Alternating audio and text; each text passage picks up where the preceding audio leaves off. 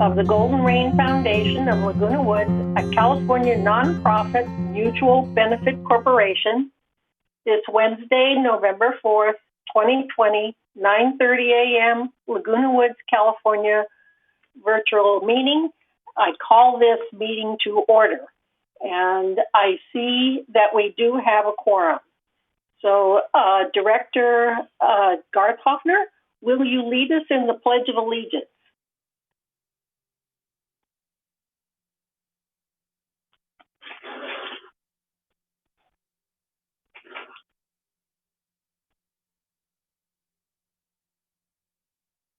Okay. All right, I'm supposed to lead this, right?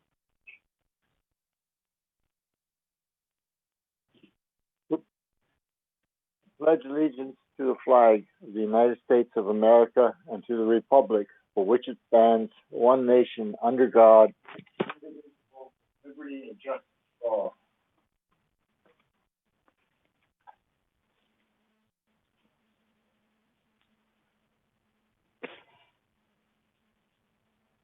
Bunny, you're muted. Sorry about that. My microphone pulled out of my ear last second. Okay, thank you.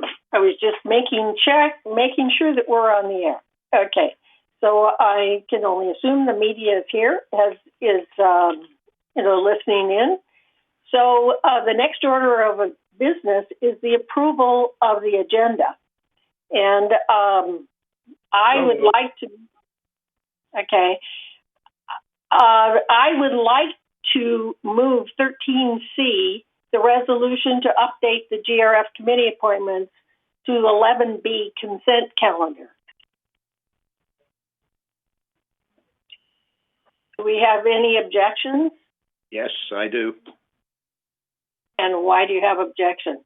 because things are missing on it. Actually, there was The advisors in particular. no. It was updated, and Cheryl sent that out to everybody, and the advisors are on the updated one. Let's call it Bill Walsh, and that's why we're moving.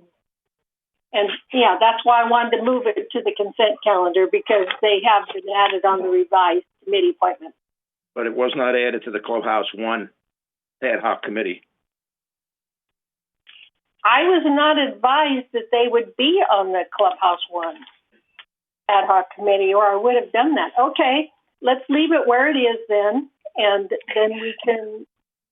Okay, Joan, what do I do next? Basically, that we'll leave it as it is, and if there point are of order, Madam Chair. Right. Okay. Order, Madam Chair. I can't hear you. No. Point of order.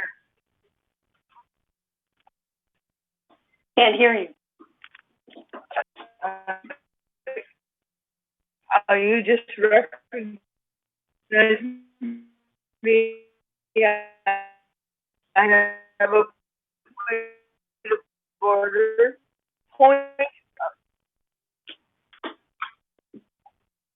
Okay, I can't hear Joan. Okay. Joan, can you hear me? Point of order. I object. I want to move it also because we need to talk about it a little bit more. Okay. So move it, and we'll talk about it at 3. Okay, now, when we. Okay. Can you hear me now? No. Yeah, just Joan, a why little. don't you get on the phone?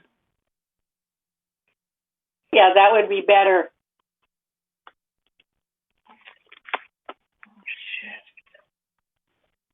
So I want to go back, the approval of the agenda. So the next order of business is the approval of the agenda as it is. As it is. Are there any objections? We need to move this to the. It's already is 13C.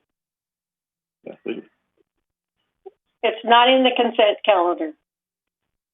It's in 13C. So if there are no objections, the agenda motion is passed. Okay.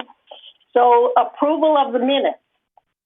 The next order is the approval of the minutes of October 6, 2020, regular open meeting.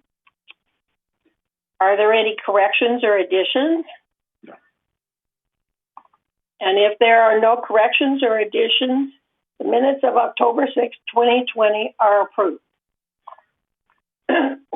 Okay, the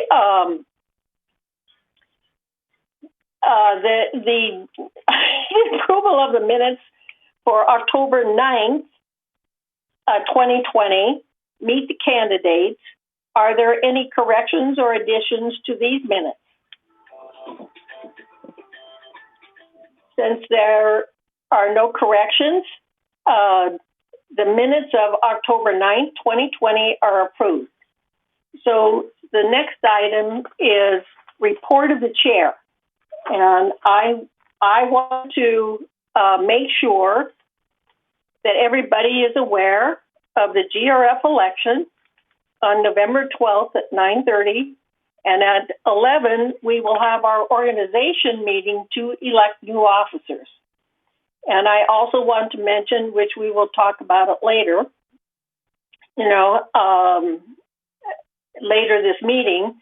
And I just wanted to mention the GRF mask policy expired 10/26, and GRF is committed to follow the state guidelines. So the next item on the agenda is VMS board update. Director.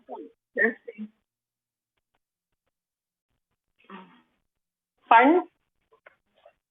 I think Joan's trying to cut in to see if you can hear her. Her mic is on, but I can't hear her. Okay, this is Diane. Can you hear me okay? Yep. Okay. Okay. Well, hello, and today I wanted to share with you some information received at our last meeting from the VMS Director of Landscape Services, Kurt Wyman. If I could cue slide 4, there we go. Oh, this isn't the right slide. I want the slide that has the landscape service overview. The one right before this. There we go. Thanks. So this is just to give you an idea of how much acreage, how much landscape we're talking about, how the volume of work they have to do. So this slide shows the acreage of land that they're tasked with maintaining. The first column is turf. So if you add up what the turf in 3rd, United, and GRF, you can see that they're responsible for maintaining 300 acres of grass or turf. And the second column shows the shrub beds. So if you add that up, it's 150 acres of shrub beds. And then the third column is 142 acres of slopes that need to be maintained, giving us a grand total in the fourth column of 651 acres of shrubs and turfs and slopes that need to be maintained. And then the last column indicates that there are 39,000 trees in the village that need to be maintained.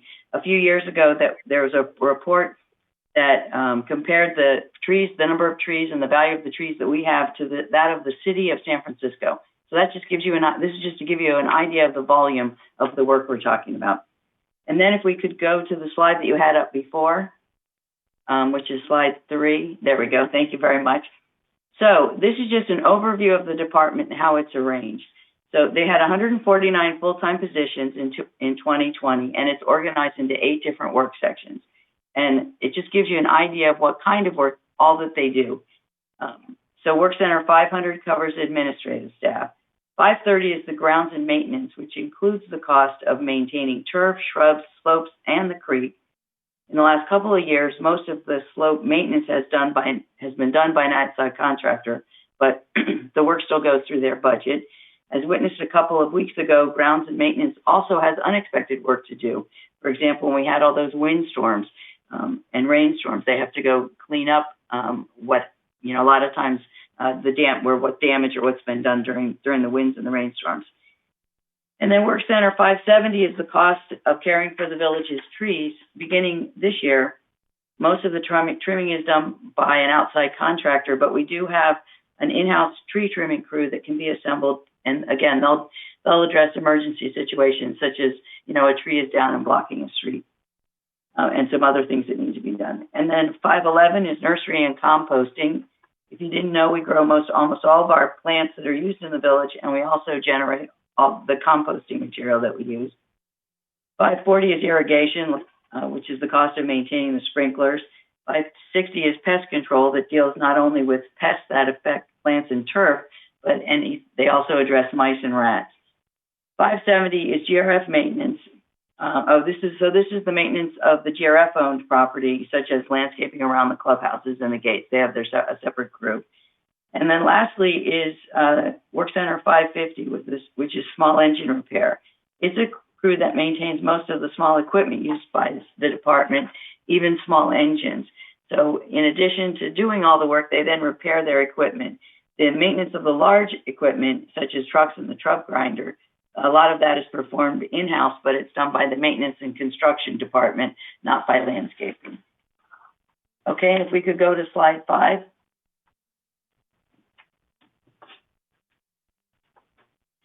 Perfect. Excuse me. This slide shows the department's budgeted staffing levels in the last few years. You can see that in 2014 and 2015, which I think are the first two columns. I know it's kind of small, but you can see that was when the budgets were set while we were still managed by PCM, and the landscaping department had staffing of 180 and 177 respectively.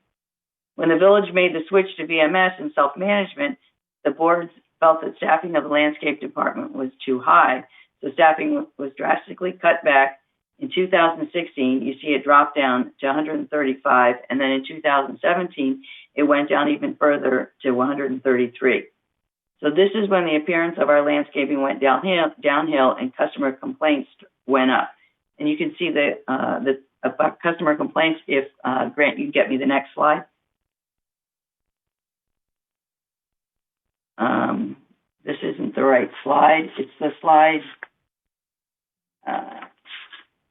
Okay. So what you could see if you had this slide, it's a graph. I think it's called slide number 17. So maybe it's the one after this. Okay, there we go.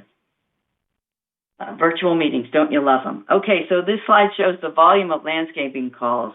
And you can see, and this is over the last 10 years, so you can see there was a bump up in 2016, and that's when the number of employees went down. And so luckily in 2018, it started to level off, and then beginning in 19, we can see the tickets are now on their way down. And so for beginning in 2021, staffing is up to 145, and we feel like this is a good number because now staff is also it's not staff that's doing all the tree trimming and doing all the slope work. So we think this is a good number. We think we're going in the right direction. Just bear with us as things are looking good. And if we go back to the slide you were at before, which was slide 9.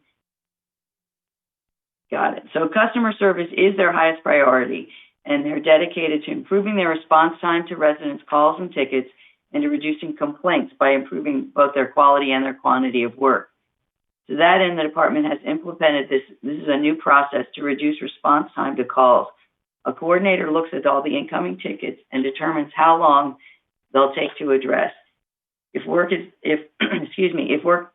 it will take less than 30 minutes, the work is going to be done by the regular crew. But if it's something that's going to take 30 minutes or longer, they don't want to derail the regular crew. So they have now a separate crew that they've set up that's going to work exclusively on addressing calls. So again, we hope that this will speed things up and get to the response time to residents' calls. In addition, the department has also implemented some changes to their organizational chart, and that is to delegate work more efficiently, add more oversight, and to clarify responsibilities and increase accountability. So that's it for the slides. And in conclusion, I'd just like to say that Kurt's only been with the BMS Landscaping Services Department. He's just been in charge of it for a relatively short time.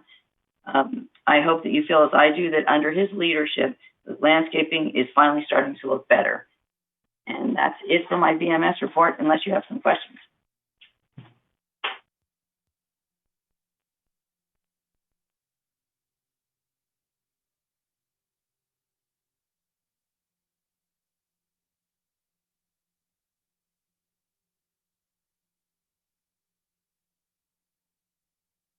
Okay. Thank you. And the next item on the agenda is the CEO report, and I see that Jeff has arrived. Good morning to the board members and to residents. I have two things that I wanted to bring up, and then I'll hand it off to Siobhan. She has a few. The first one is I just wanted to give our residents and the board a little bit of an update with regards to our unfortunate situation here with the malware incident that we had affecting our operations here at the village. We are still in the process of working out the several different issues, but I did want to mention that the impact has been more in the what I'll call the internal operations with regards to our scheduling process and being able to get communications through our email. Our phone system is back up. However, we have been getting intermittent problems with the phone system, so we continue to work with our vendors to address any kind of phone system so that we can have full communication via that route. So right now, resident services continue to take phone calls and emails. The issue is once they receive that information, scheduling programs with all our different divisions, such as MNC, is problematic right now because of the way our software was set up with regards to our scheduling problem. So that continues to be a issue that we're working on. We hope that within the short period of time, I keep hoping, each week we made some progress, but we're still having some issues, and internally it's kind of frustrating. We hope that it's not impacting our residents as much. Most of the external activities, such as our recreation programs and our ActiveNet, they're up and running. So those are our ability to take reservations for our programs are working, and so people are not being affected there. But I do know that sometimes that we're getting individuals within the phone system that is running a little bit of glitch. So we're working high priority to make sure that our phone system is adequate and our email system is adequate to answer the questions that we have from our residents and get them, especially in the case of GRF, get them scheduled for our activities that we have out there in the recreational side so that they can use the facilities that we have open. So bear with us. I ask for your patience here. I know it's frustrating right now for some of our residents, and it has been, and we do understand that. We also want to make sure that we address this malware situation appropriately so it doesn't occur again. And we want to, and we're doing a lot of work with our IT department to make sure that that is the situation that going forward, we don't run into the situation again, and then we have that addressed.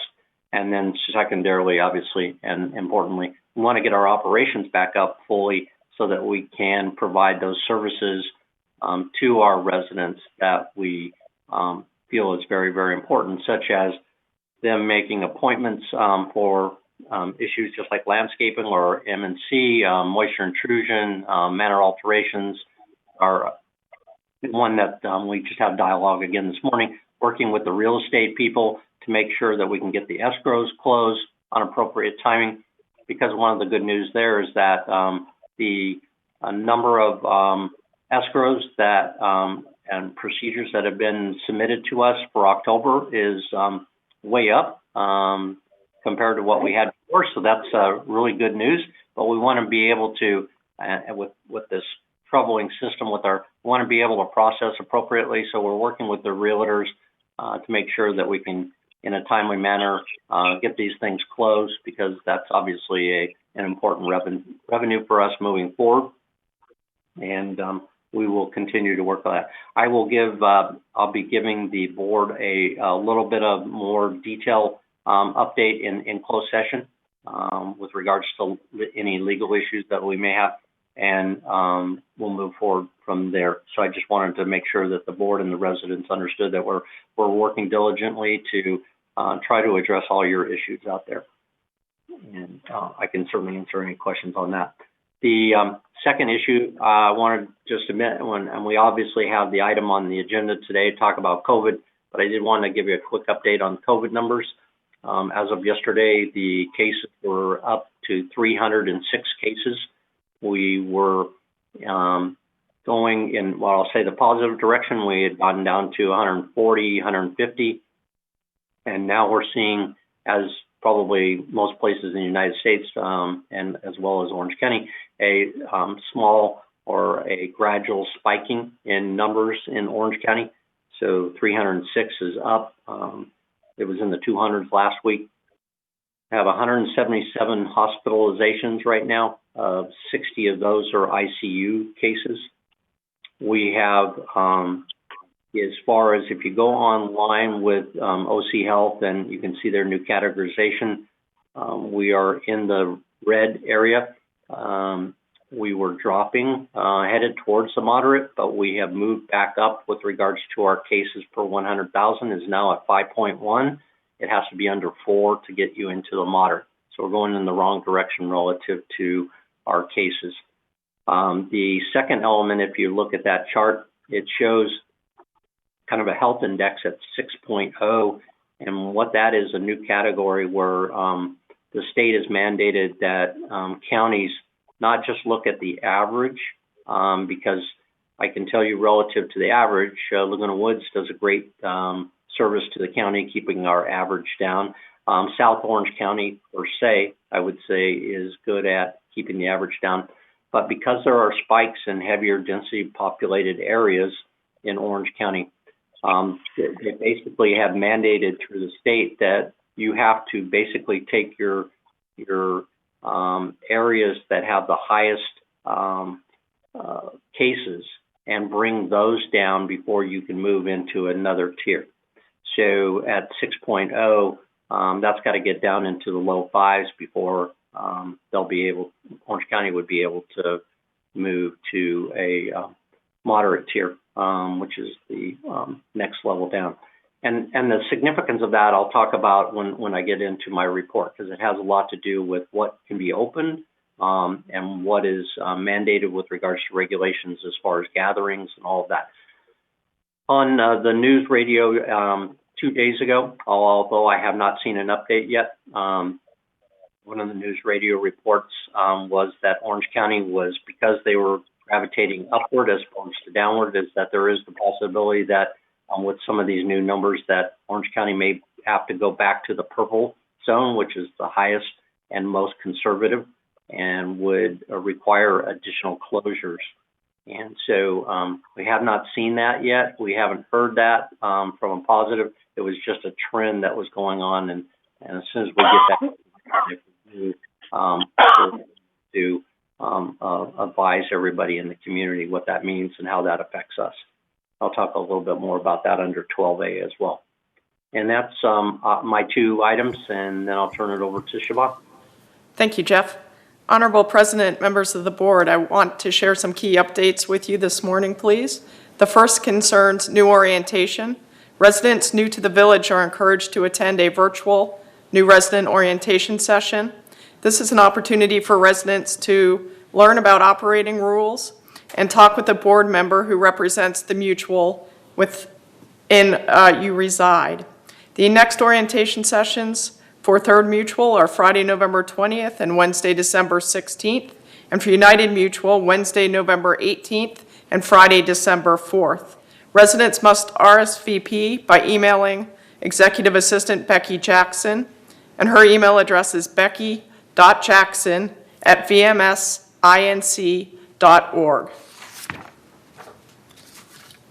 Local devastation caused by the Irvine Silverado fire brings into focus the need for residents to know where to find news and updates for emergencies outside the community, and to understand that the village is thoroughly prepared for disasters at home.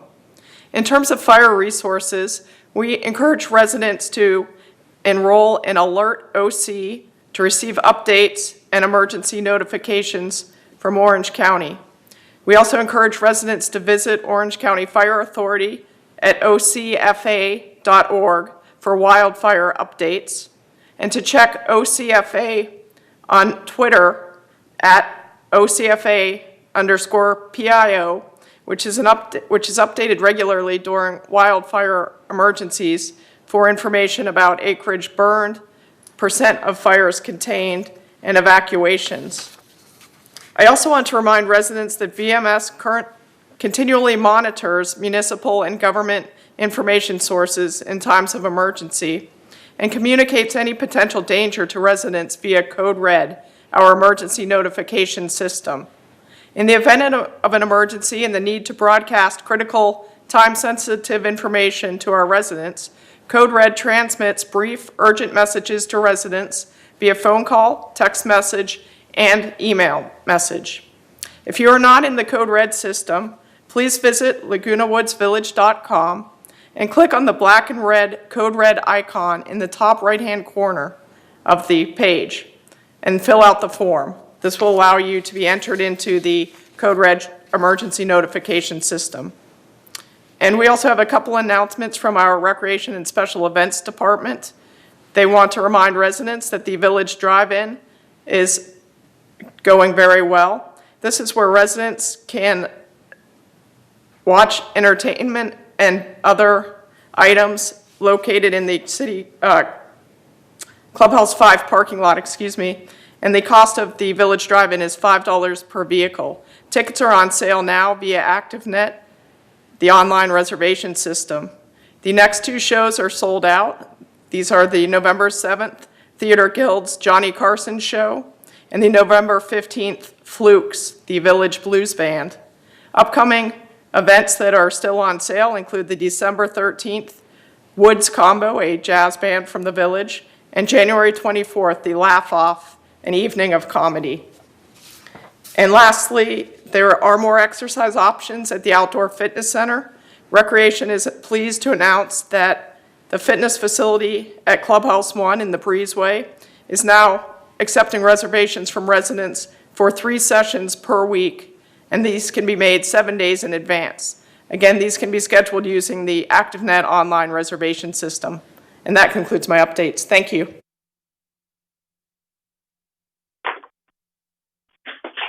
Okay, thank you, Siobhan. So, Becky, do we have any people that will, do we have any speakers for this time? Yes, good morning, President Carpenter and esteemed members of the board. We have one member comment today. It is from a Sally Sunderhouse at 580 O as in Oscar. She states, I want to thank the GRF board and the Recreation Department staff for creating the outdoor gym at Clubhouse 1. Despite the technology problems with the booking website, all the staff involved have been terrific and it has been wonderful. It would be great if they could increase the new step machines. It is unfortunate so many residents are not wearing masks.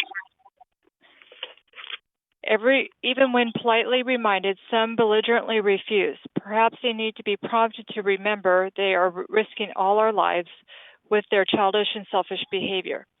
Those of us who live in Aliso Creek would like to know why the GRF Landscape Committee meeting notes are not on the website. We welcome and look forward to working with the new chair and hope she can make sure it is up to date so we can review them before the landscape meeting this month. Many thanks to all directors and staff for your efforts in these difficult times. That is all I have. Thank you. All right, thank you. Is there anyone that wants to respond? I'll respond to the landscape.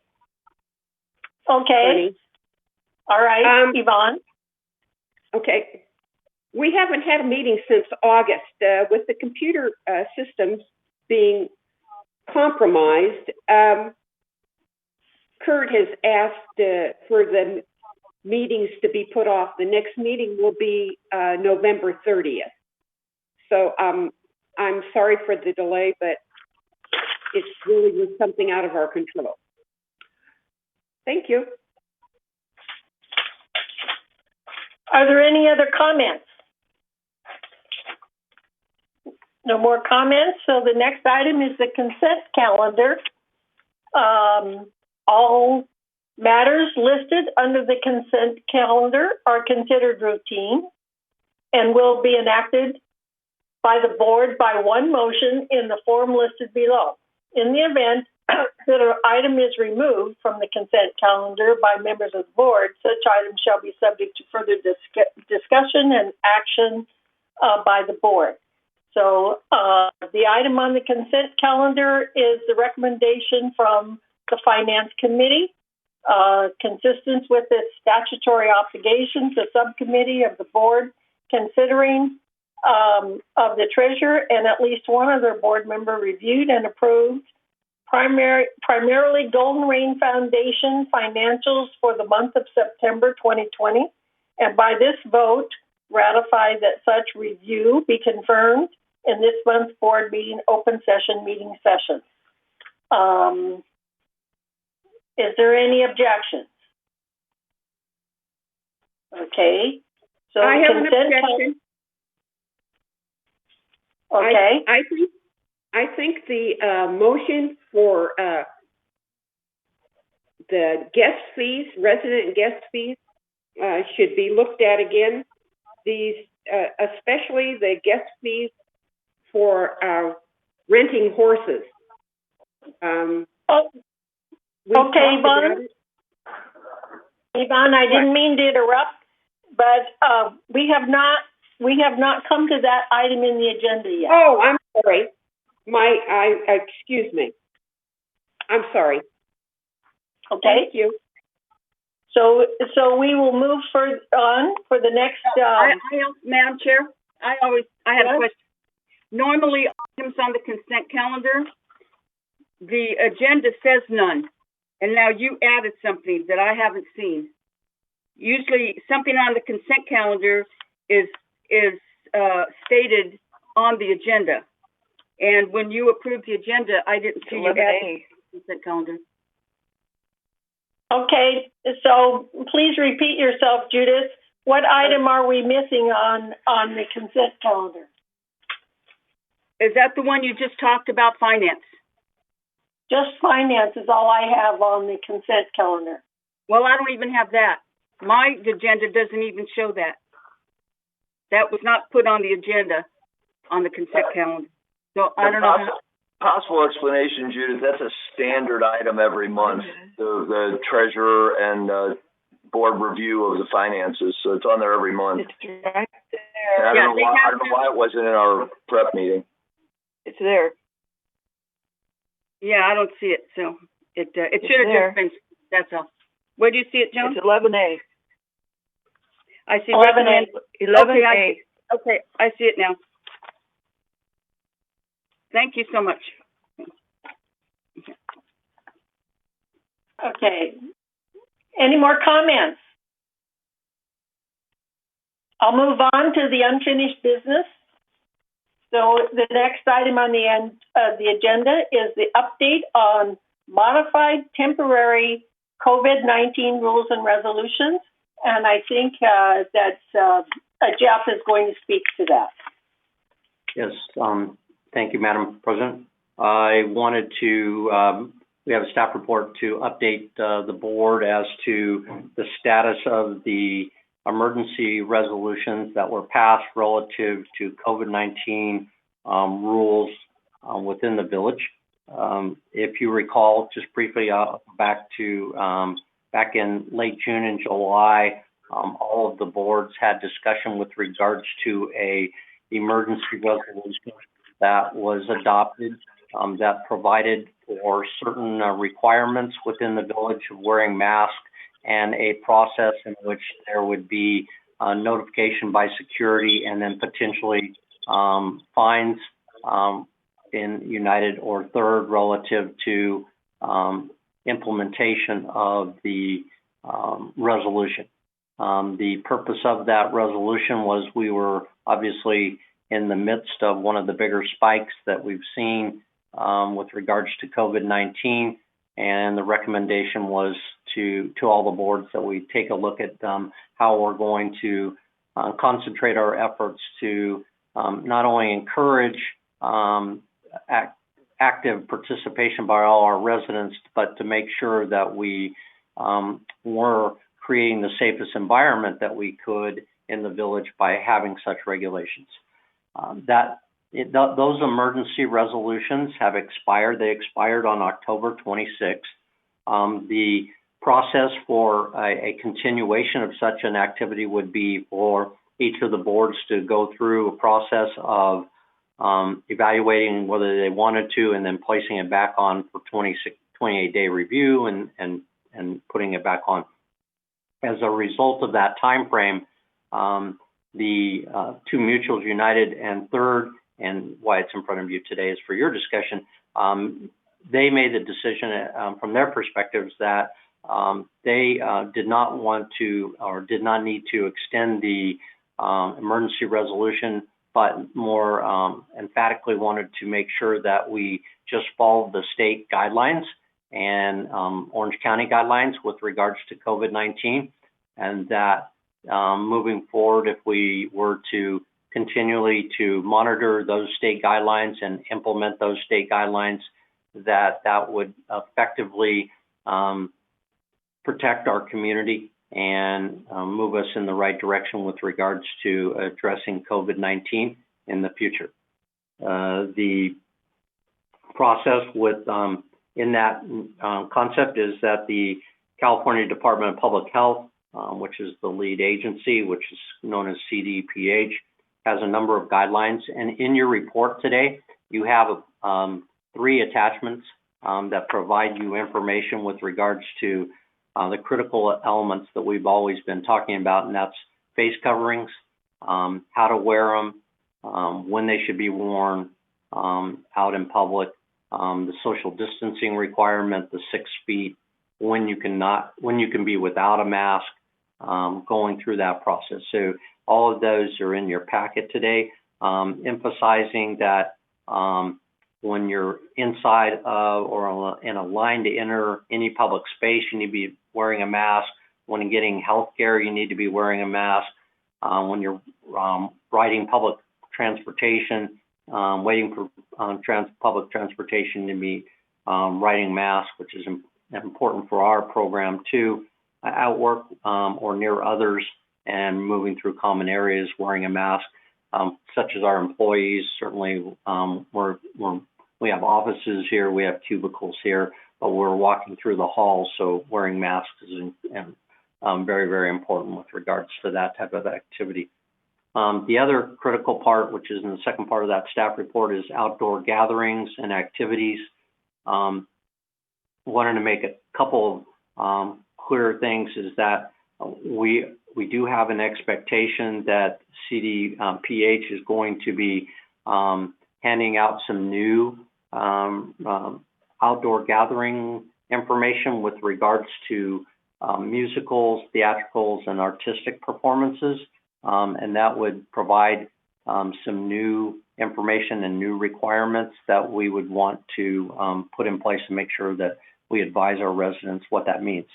Right now, without those specifics, there is very limited outdoor activities, gatherings that are permitted.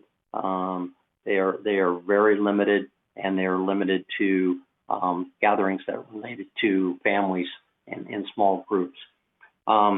Salient components of the outdoor gatherings and performance requirements include, but are not limited to, just going to read those off the start. Audience members and others not performing must be wearing masks. Audience members from different households must be spaced at least 6 feet apart in all directions, front and back, side to side, and especially when seated or otherwise viewing the performances. performances who are not wearing face coverings must be at least 6 feet apart from each other. Individuals should not attend gatherings, obviously, if they feel sick or if they are showing any. And then if you had an event where it did meet the requirements, you should have gatherings should frequently wash their hands and use sanitizers. Again, mention attachment 2 and 3. Wanted to kind of again reference that. Going to especially attachment 3. Because we've had some dialogue about wanting events out there and musicals and theatrical and artistic performances. One of the key elements right now is that gatherings for live music and theatrical and artistic performances are only permitted at this point in time if a county is in the moderate or minimal risk levels of the blueprint for safe economy under the state guidelines. The important factor there is we are not. Orange County is not in either the moderate or the yellow. We are in the red. So at this point in time, it doesn't allow for gatherings such as these to occur under state guidelines and under the Orange County following that in suit.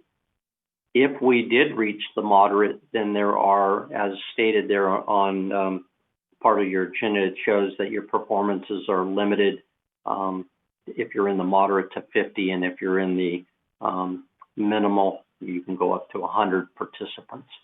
So there are a number of regulations and controls in that. The impetus by certainly our dialogue with everybody is if we're going away from the more specific emergency resolution, which is now expired, then what we are now following back on is state and county guidelines.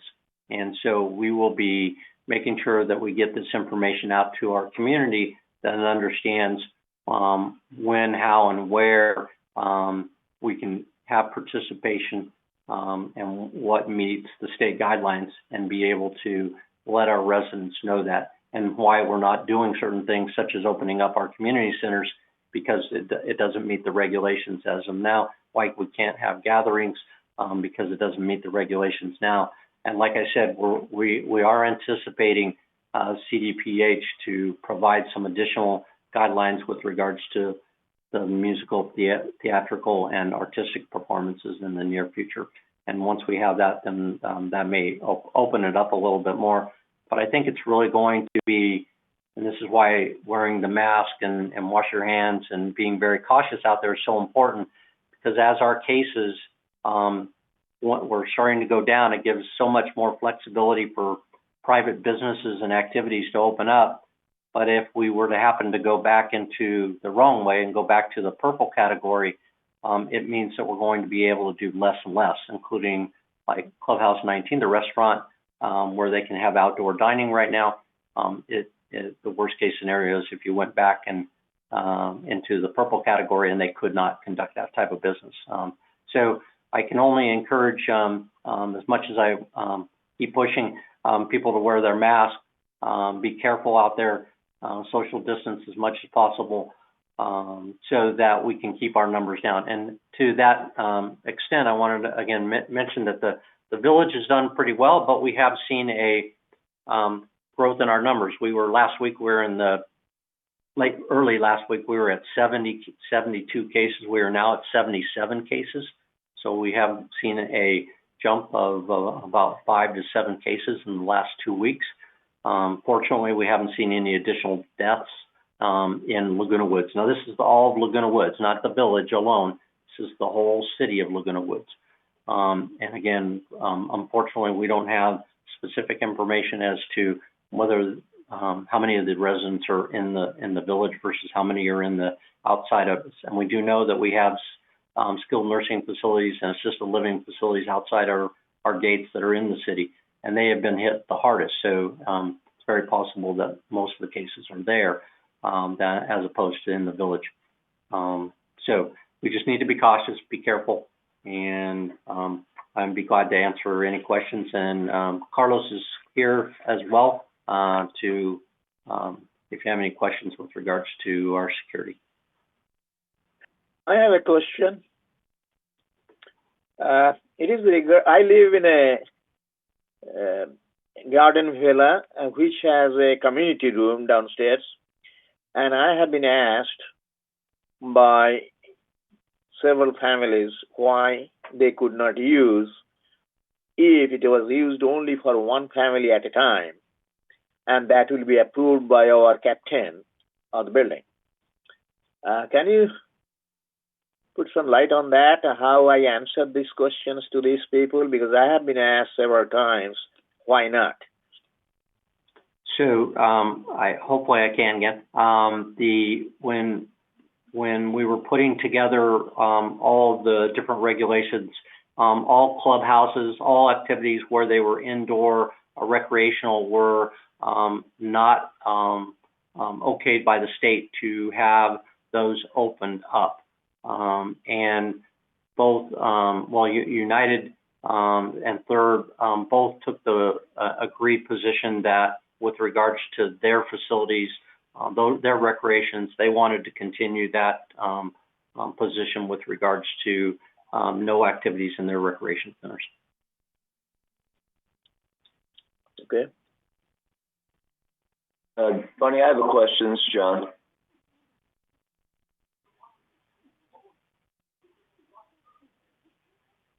Okay, yeah, you're muted. I think I see you saying go ahead. So, Jeff, I just wanted to get some comments about security interacting. I mean, I do a lot of outdoor activities. I see groups gathered. I see the music stuff going on.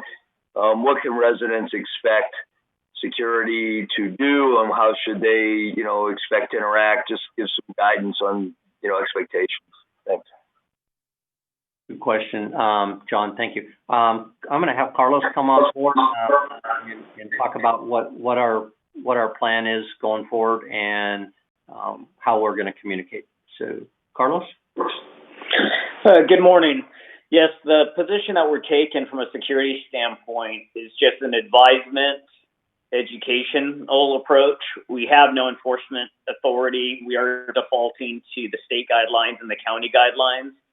So moving forward, it's just going to be an advisement to the folks, and we hope to get compliance from them.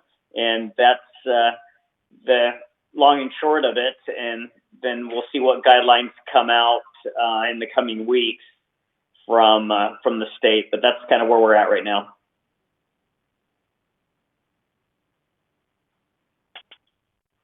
Thank you, Carlos. Appreciate it. You're welcome. Are there any more questions? Okay. Let's move forward to new business. So the next order of business is to entertain a motion to approve the 2021 GRF resident and guest fees. Due to the uncertain timing of reopening facilities and the level of operation allowed under COVID-19 restrictions, staff recommends a continuation of the existing fees from 2020 to 2021. Do I hear a motion? So moved. And I'd love to make, when we get to discussion, I'd love to make a comment. Okay. Do I have a second? Second. No. Okay, thank you. All right, discussion. Can I go, Bunny? Yes, please go ahead. I don't see you, so that's okay. Yeah, right. Just my camera keeps screwing my sound up. So I just wanted to share with the board, I don't know that we talked about this since the CAC meeting, but there are all kinds of fees on the schedule that would be worthy of individual discussion, but that's how we've done this since I've been involved in the community for several years and way beyond that. So we're taking a comprehensive look at all fees via the CAC committee. And rather than parse out any one or two fees that don't make sense right now, we wanted to leave things alone while we do thorough research, tie these numbers into some sort of budgetary outcomes that make sense relative to our expenses and inflows, and then revisit these. They don't necessarily have to wait 12 months to be proposed. But Yvonne asked earlier about a particular fee, and we've had several requests about particular fees. and that's why you're not seeing any changes at all. It's just cleaner and easier rather than change it now, come back and propose another change in 4 to 6 months or sooner. We felt it was the right thing to do for our residents to leave the fees alone until we have something specific and universal to recommend. Madam Okay, Chair. Joan? Okay, so John, do I understand that on page 3 of 10, 13A, the schedule for on 13A, the schedule for 2021, the last two columns, then are not what we're approving. We're approving the current fees there, as well as on the last page where we're talking about the upping of horse feeding and that thing. So basically, we're going to keep the 2020 fees throughout. Is that correct? That is correct, and staff had advised that certain resolutions call for, I guess I'll call it mandatory increases that we have putting forth in this recommendation, or saying let's hold off on those, which is why you're seeing the increases in those columns. But no, they would not go into effect. It would be the same rates that we have today until some future time that we put a full proposal together. Thank you. Thank you. Okay. Are there any comments? Any other questions? Okay. All those in favor of retaining the guest fees as they are? Okay. 1, 2, 3, 4, 5, 6, 7, 8. I think we have 9. Is that correct, Grant? Yes, I believe. Grant? I believe that is correct. 9. Okay. So the motion passes. And thank you.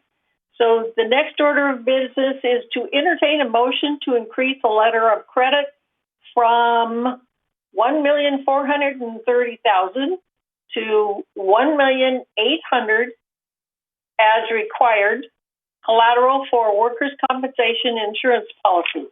Does anyone want to speak to this? Is Betty here or is Siobhan? No. Betty's not here. Okay. Basically, I have nothing to say on this. Is that it's a matter of just doing business and what we do on a regular basis. I'd like to make a comment, Bunny. It's John again. Okay. I don't know the internal workings of why this number needs to be altered, other than presumably it has to do with the anniversary of the program and what level of collateral needs to be offered to give the right level of coverage. But I will say that we will be looking at this, as well as all other insurance matters, as part of the ad hoc insurance committee. So if there's anything worthy of discussion on this, we would come back and talk about it when we have detailed information to present. Okay, thank you. So I have to go back. Okay, Joan? Madam Chair. Yes. I think we need a motion, shall I? Okay, I move that we approve the motion to, I'm sorry, that we approve the increased letter of credit. Do you have a second? Okay, Yvonne seconds it. Is there any further discussion? If there's no further discussion, all those in favor? Okay, I see 1, 2, 3, 4, 5, 6, 7. So, Grant, do you have that? If I could just ask, it was Director Troutman voting in favor? Yes. Okay. Thank you. All right. Thank you. And then the motion passes. So at this point in time, I have to ask everybody, do they wish to have a break, or should we just go forward? Keep moving. Okay. All right. I will. Your choice. Bonnie, I think you skipped 13C, unless we were moving that to some other area. You know what? You're absolutely right, because on my notes that I had changed it. All right. So the item 13C is to entertain a motion to approve the resolution to update the GRF committee appointments. And do I hear a motion? I move we approve the committees. Okay, a second? I'd like to amend. Okay. You have to second it first. Yeah. I'll second it, but like to speak to it. Okay. Okay. I would like to add. I moved it, so I need to speak first. Madam Chair, I have several corrections to the, or comments and corrections to this. So I'll go slowly. Since I moved the motion, I get to speak first. Okay, I'm sorry. Okay, Joan. Under purchasing, on the page 2, under purchasing ad hoc committee, which is new, isn't there supposed to be a second GRF, a third GRF person on there? If there is, it should be GRF vacant added. Okay, you can put GRF vacant. Okay, Yeah, then on the, We changed on that page, last month, I forgot. I'm sorry. Pardon, I didn't hear you, Judith. We did change that last month, and it was changed in a minute, Okay. but they didn't carry the change over to this month. Okay, that's thank you. fine. And then Okay. on page 3 of 5, under Clubhouse 1 renovation committee, shouldn't there be 3 from each group? Am I correct on that? 3 GRF, 3 third, and 3 United. Is that correct? Well, actually, our structure is 3-2-2-1. Well, But it isn't. okay, you have 3 for third with no alternate. So I question that. Who's the alternate for third? Okay, then the next one, under media and communications, there is a GRF vacant. Right. Should be in there. And on the Right. very last page 5 of 5, select audit task force. I made a change there. John Perlson should be GRF. Diane Right. Phelps should be VMS or advisor because she's not on the board. And I think advisor was correct. Actually, I talked to I talked to Diane about that, or she sent me an email, and basically she said John Pearlstone would be the chair, and she would be the representative. Yeah. And she'd be representing from VMS? GRF. Because it's not... how come?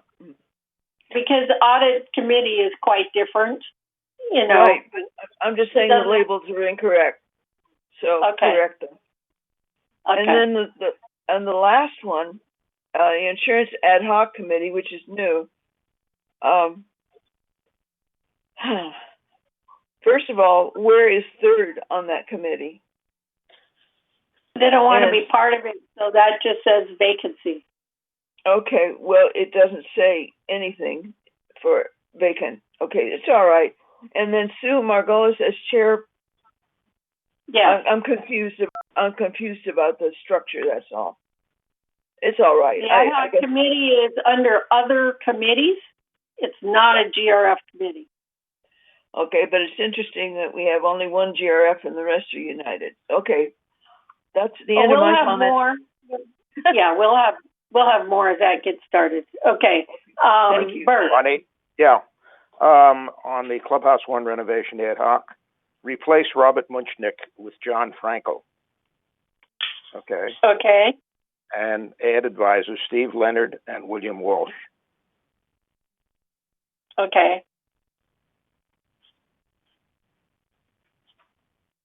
That's it. Thank you. Okay. Are there any others? Okay, so we have to move for the amended amended GRF appointments. We have a motion for the amendment. Yep. No? Yes? We do have to have a motion to amend. We do. Vote. Okay. That's Bert. What? And I second, I'll Bert's amendment. Okay. If there's no further discussion, all those in favor? Aye. Okay. 1, 2, 3, 4, 5, 6, 7, 8. Do you have that? Grant? Yes, I have that. Okay. So if there's no further objections, the amended motion for the committee appointments has passed. I'm getting my words mixed up today, as you can see. Okay. So let's go forward. We're not taking a break. And unless someone has decided that they want to take a break at this point in time. So the first report would be, the committee reports would be the Finance Committee. John, go ahead. Thank you, Madam President. Hey, Grant, do you have the slides where you can present them on the screen? Trying to find my copy of them as well. Meantime.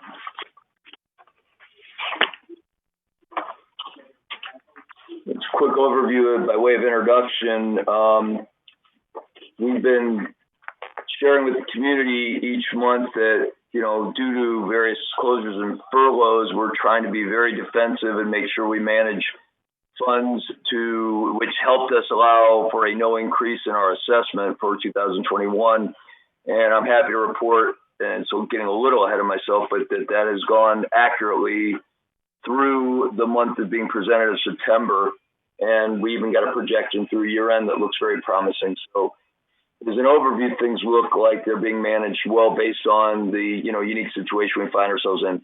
So the slide that you see in front of you basically shows an overall total. So it's assessment and non-assessment revenue.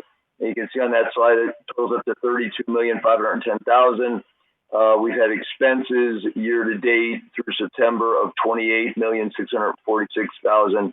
So our revenues over expenses just under $4 million of revenue over expense, $3.864 million. We need to go to the next slide and you'll see a little bit of a breakdown. And that is expenses and revenues are broken out between operational and reserve activities. And this is basically showing how we're doing in operations, which is really important because this represents all the day-to-day activities, clubhouse management, things of that nature, and was really the critical area since we unfortunately can't offer all the various activities to our residents. We want to make sure we're preserving as much of the funds as we can to keep assessments minimal, and as in our case for 2021 at zero. So kind of jumping to the bottom line on this, if you look under the third line, you'll see total revenue we've brought in is $26,605,000 against expenses of $24,652,000, and we are right around the $2 million that we had projected. So we have an operating surplus of $1,953,000, and that is very much on track with what we set up when everything broke loose with COVID and we had to start doing closures. We got some estimates of what we hope we could preserve, and we're right on track with that. So definitely hats off to the staff for managing things well in a very difficult situation. Moving on to slide 3, this is kind of useful for people to see what our proposed budget was versus how things are actually going. And you can see in assessment revenue, we're right on track. Non-assessment revenue, we're down. It's broken down in the next slide, so I'm not going to cover what non-assessment revenue is just yet, but I'll give you some highlights in case you don't watch this every month so you can see what that number represents. But we are low compared to our budget. Total revenue of $32,510,000 versus a budgeted revenue of $33,500,000. Against that, we had expenses of actual, first column, $28,646,000. Our budgeted expenses were $31,511,000. And now you can see kind of the most important bottom line. We have a net revenue of expenses in total of just under $4 million, as we shared in the first slide. But you see how it compares to our budget. We thought we'd only have a net revenue of $2 million. And that's where you're seeing the variance is an excess of revenue over expenses of $1.85 million. I see various correspondence about, money not being properly or carefully accounted for.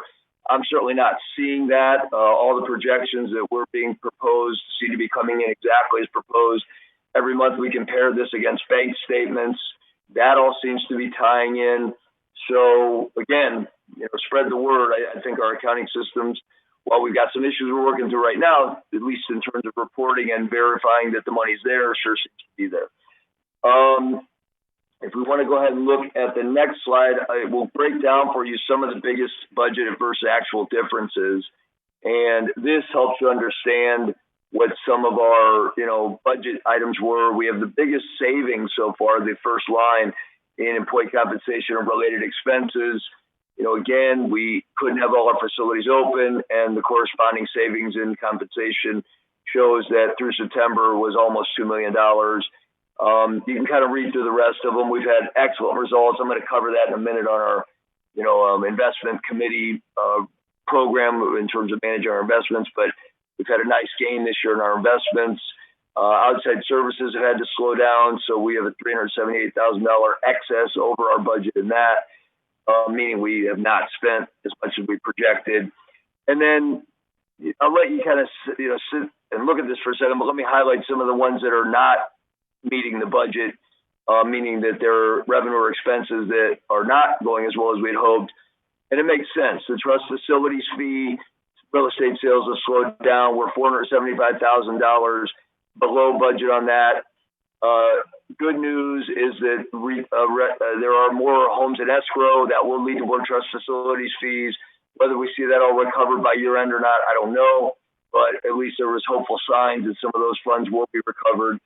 Clubhouse rentals and fees, that's kind of where we are, meaning we can only do what we can do. Jeff Parker covered that very thoroughly in what we're restricted in doing, and so we can't generate the fees we've normally generated. And then jumping past miscellaneous revenue, which is comprised of a number of things, you can see insurance, which is an ongoing debate, discussion, and analysis. We are, way over budget. That's going to get worse before it gets better. Part of my mission is to make sure it gets better. And that's as I said, I'm actively involved with that new committee, and we'll keep the community closely as surprised as I can as to how it's progressing. Golf green fees, self-explanatory. The period of time we just couldn't get people on the golf course, we had a reduction in fees. So that helps you understand some of the differences in our budget. We've had more savings than costs, to kind of put a bottom line to it. And we are meeting the financial objectives we set when COVID it became a thing we had to deal with. Moving on to slide 5, you can see a breakdown of non-assessment revenues. Most of these are a bit down, but the primary non-assessment revenue is broadband services, and that's pretty much on track with its percentage of our total non-assessment revenues, so that helps keep things stable. And I'm not going to read each and every item. You can take a look. Trust facilities fees is our number 2 item. We already mentioned that's below what we had hoped. We hope that turns around. You can take a look at some of the rest. They don't add up to a ton, but we do look at each one and make sure there are no surprises, and we can honestly say there are none based on where things turned in March. Next slide, our breakdown of total expenses. Where's your money going? Mostly to service-related issues, employee compensation and related. Depreciation is not an actual dollar expense. That's the wear and tear on buildings and equipment, and that's pretty consistent in terms of projection versus budget. And after that, you see cable is a big expense for us, and insurance, professional, legal will be the next largest. And again, that's growing and needs to be managed very, very carefully. And we're going to do everything we can to bring it level or down. That's the goal. So that'll be month-to-month updates for you as we try to make progress. And we're still pending the vote on Third Mutual adjusting their CC&Rs. That got delayed until December. So, hopefully by year end, there's something meaningful to report of how we're going to be moving forward to manage insurance, at least to give you some target to shoot for. On the next slide, you can see what things look like in terms of our home resales. Very impressive given that, we've been so slow to be able to allow real estate agents in and do their jobs, and escrows are backed up. But you can see there hasn't been a huge reduction given all those circumstances, and it is moving upward through September, and we've heard there's even an increase going into October. So we hope that trend continues and even improves as, hopefully the world starts to open up again and maybe we get some sort of control over the virus. And then finally, on slide 8, we have kind of a summary of how we're doing in terms of reserves and balances. And that is going very much according to plan. We've got them divided up by equipment, facilities, contingent, and trust facilities. And you can see the ending balance as of September added together equals just over $30 million. Work in progress, which is dollars that are obligated out of those reserve funds, is just under $7 million. So basically funds available to allocate for projects or for needs is just over $23,323,000. And the next slide shows that graphically, which I always prefer. I think it really helps you see how things are setting up. And the good news is we're at or just above our 5-year highs in terms of funds preserved. And we hope that trend continues. Again, managing things like insurance will help with that. Getting our trust facilities fees up will help with that. But we're being cautious. I did mention, and I will conclude. Oh, sorry, one more slide I'll cover, then I'll give you a couple concluding thoughts. It just breaks down the fund balances on the next slide, Grant. Yeah, you can see where things are allocated and the various programs that we have appropriations for and what's remaining on those programs. Biggest being the clubhouses, where there's almost $5 million appropriated, and we have not moved forward with almost anything on Clubhouse 3 at this point. That's being probably Egon will talk about that during maintenance and construction. So again, I hope the community feels good about the fact we're being conservative, we're being defensive. The numbers are coming in as we expect them to. It's not the perfect world, but it is the best we can do given the circumstance, and we are able to control assessments from the GRF perspective. So I feel very good about that. I will mention as a final comment, because the finance committee didn't meet this month, and we're going to talk about it, but we met with our investment advisor, SageView, and two things about it. Number one, the performance has been outstanding. The service has been outstanding. We feel it's been a big step up for us in terms of getting our assets managed and policed. But there's also some dialogue about should we have any position in equities? Should we have a small portion of our fund in stocks? And our advisor is doing a wonderful job of modeling different portfolios. So we don't have to rush into anything. And so from here forward, when we meet with SageView, they'll say, if you had taken a small percentage of your funds in stocks, here's how you would have performed. So our board members and our community can kind of get comfortable with how that all works.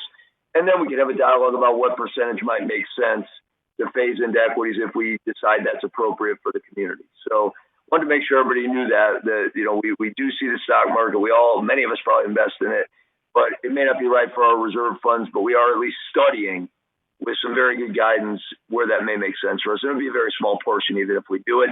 Just thought it was worth sharing that update. And that concludes my finance report. So I will turn it back over to our chair.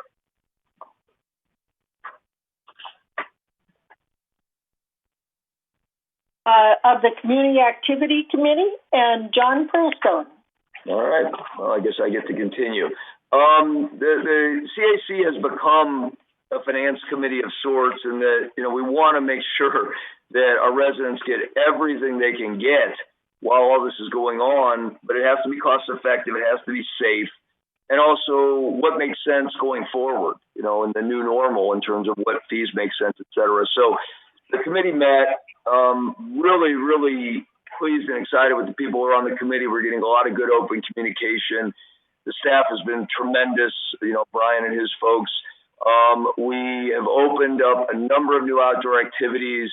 They're being proactive. They're doing everything they can to keep the scheduling up to speed. The feedback's been great. I know there's discussion about hopefully, if the conditions allow it, opening up certain other activities like Clubhouse 4 where there may be opportunities to make that work because it's a unique clubhouse versus just dances and get-togethers. There's actually wood shop and what have you. So that's in discussion for those who are interested. And I know we'll be seeing more information on that as soon as it's available. And then secondarily, we had a lengthy discussion about the current fees residents are asked to pay for everything that they're asked to pay fees for and how to make sense of that. Staff has already created a basic analysis of usage, cost, really trying to make it understandable for everyone in the community what these things cost us and what we charge for them and how to make it fair and reasonable. And we made some progress on that, and then the computer system shut down. So we're studying what we have, and we're waiting for the remaining information for that to open up again. But, feel free to ask any questions of any committee member or myself. Everybody feels like we're heading in a good direction, and we will be able to present something soon that will let our, ideally, intermediate term, not, oh, hey, in 2022, here's your fees, but for 3-5 years, here's how fees will work, here's why we're proposing it, and here's why we think it makes sense to our budget and to the usage of the facility and to our community members. So definitely looking forward to presenting that, and we'll bring it up as soon as we can. But we tried to be fair and offer, a stopgap by saying, let's not raise any fees until we have that information. And we just passed that resolution a little while ago. So far, so good over at the Community Activities Committee. Back to you, Madam Carpenter. What happened to 15B, Bunny? Pardon? What happened the strategic? He didn't report on the Hey, John, would you like to report on the strategic committee, planning committee? Thank you, Director Moldo. I didn't see it either. I was turning the page. Strategic Planning Committee did meet. Really productive meeting because the goal of Strategic Planning Committee is building consensus among all boards. And anyone who's been involved with the boards or goes to board meetings know that each has different priorities. How do we align them? That's the purpose of the Strategic Planning Committee. And what we have agreed to do is to go back to our respective boards and establish priorities, and then have a follow-up meeting in early December when their new GRF board is in place. Hopefully the third CC&R situation has been resolved. Hopefully we have direction on insurance. It has to make sense. We have to put out some fires or at least get some clear direction on some very big issues. But this is the 30,000-foot committee trying to paint a picture of what we can do over the next 1, 5, 10, 20, 30 years that we all can look forward to and buy into it and make budgets and financial decisions that make sense for it. So the first goal, just so everyone knows, of the Strategic Planning Committee will be to take the data we receive in December and try to identify a project or projects that we all agree upon should be the top priority and work together on that. So rather than say, oh, let's do everything for the community all at once, that never seems to move forward. Let's do one thing right and all buy into it and make it successful. And then we've proven that we've got a real consensus and we can try to build from there. So, please attend the Strategic Planning Committees. They are open if you're interested. And we'll have one of those. We don't have a date set, but it'll be in early December. Thank you again, Director Moldo, for bringing that up. And thank you. So the next item is the Equestrian Center ad hoc. And I'm the chair of that one. So I would like to say that at our last meeting, the new manager of the Equestrian Center was introduced. And she's so well qualified. I've been down there. I've met her. She's really on board with a lot of the activities that we want the Equestrian Center, to sponsor. So basically, we talked about the equine therapy program. It's being organized, and there was quite a nice presentation by Stephanie and another partner that's going to be organizing this program. Sue's almost completely done with the Help the Horse donation program. And I'm just thinking that as soon as the Equestrian Center, has the signal to be able to open, that they'll be able to bring some great programs to the community. So I don't know if everybody knows, but we took in 23 horses during the fire, and that was well organized and very received, especially, and a lot of help, from volunteers to be able to accept those horses. So I just really have to tell you that the enthusiasm for this ad hoc committee is great. And when the Equestrian Center opens up with all these new programs, then I think the ad hoc committee can dissolve itself, but it's proved to be very advantageous. So the next item is a report of the Landscape Committee. Well, there is no report. Okay. It's been removed. It's been moved twice, and our next Landscape Committee meeting is on November 30th. Okay. At 1:30. All right. That's it. Thank you. And Director Garth Hoffner, how about the Maintenance and Construction Committee? Okay. I'd like to take this opportunity to bring everybody up to date on just where we are on the PAC. Okay? In order to make sense of that, I want to give you some background of what happened earlier this year. In middle of the year, we had a vote, and the vote 6-5 to approve the PAC. And the primary push was, look, we've waited so long, let's just go ahead and get this thing done. Subsequent to that vote, Bunny Carpenter refused to sign the authorization because of a bylaw violation that she perceived. This precipitated some board meetings where we had to work out this violation. Subsequently, 4 directors resigned, and the vote, the process was put to the corporate boards. Did they want to approve this measure? And they voted 86% against approving this $5.3 million project. Okay, so we were at a standstill. So subsequently what we did is we formed an ad hoc committee, which Judith Troutman was the chair of. And in one meeting, we managed to put together a concept of how we wanted to move forward. And what we decided to do was to break this project up into its constituent parts. Okay. As a result of that, we sent it back to M&C committee, and the M&C committee decided that we were going to tour on site and look at what needed to be done or what didn't need to be done or what the actual condition of situation was. Subsequent to that, here's what we resolved. At the last meeting of the M&C committee, we entertained and said that we were going to forward the following projects, and we're going to hold that meeting next week to put this into force. Basically, the HVAC, which was the big central project, is going to be done at a cost of $500,000, and that is almost $1 million under what was planned before. And we're going to get, nevertheless, we're going to get everything we want, including separate office air conditioning. We're also going to include an antibacterial, antivirus unit in all of the intakes so that we will generate cleaner air in that facility once it opens. Okay, we looked at the curtains, and we found that the curtains did not need to be replaced. They were not old enough to be replaced. And instead of spending $300,000 on that, we are going to spend approximately $30,000 to clean the curtains and have them fireproofed and rehung.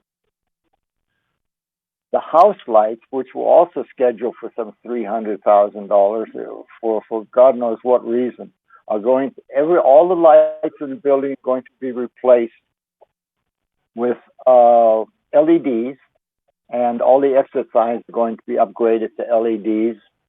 and that will be about 36 to 39,000, somewhere in there. And we're going to do the lobby and dining rooms pretty much as originally proposed, except that we're not going to replace the carpet in the lobby because the carpet is just fine, and that's about 120,000. So all in all, we're going to authorize 700,000, or we're going to authorize 700,000. The lights are still up in the air, pending a little more input from the people that actually use them, so we know what is realistic and what is not. And also, still not considered or discussed at any length was a projection system that was going to be put in there, and we're still have not looked at that in detail. So that's still out. Nevertheless, regardless of where we are, even if we decide to spend, say, another $700,000, we have taken at least $4 million off the original proposal and still get pretty much everything we need. The big emphasis there is need. For example, there were increased the electrical capacity by putting in more junction boxes, basically, and we have space in existing junction boxes, and yet there was a couple of $100,000 project that was absolutely unnecessary. So I feel really good about this. I think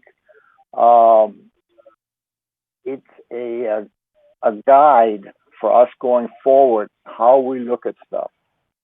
We cannot simply sit there and say, oh, well, we've got this proposal and we'll go ahead and do that. But what the failure was here that made this project end up at 5.3 million is something we'll have to discuss in more detail some other time. But apparently it has to do with scope of work and being realistic about what we need and identifying the actual need instead of just somebody said, oh, well, okay, I'll go along with that.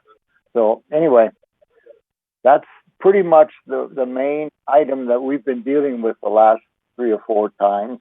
There's some minor things that we're going to try to move ahead on, and one of them is replacing all the toilets when necessary in the clubhouses and all the restrooms with high-rise and dual flush toilets. We've authorized also that we're going to automate some building lights to have them come on, so with the change of daylight to darkness, so that staff doesn't have to go around and do that kind of stuff. We've also made some progress, on the parking lot light for the employees' parking lot, and we'll be looking at a few more small items over the next meeting. We're going to hold a meeting this coming Friday. Not this week. The week after on Friday, and also we're going to meet over and look at the gate at the Garden Center 2, the automatic gate, which doesn't work. So we're going to go look at that also to see if, and I think that's scheduled for tomorrow, and we're going to meet to see how we can move forward on that. And that's all I have for now. So that's some good news there. Big savings for us. I see Judith is delighted. I see Jim clapping his hands, Bunny and Joan, yes, everybody is really appreciative of Bunny, what everything is done. Giving credit where credit is due, you're the one that stepped in and said, hey, this is not right, and you put a halt to it, and congratulations for that, because we know at the time you were putting your job at risk. Yeah. Actually, Judith and I were doing this. we took a lot of people being angry at us, but it turned out good, so that really makes me feel good. So Judith did a really good job of the ad hoc committee also.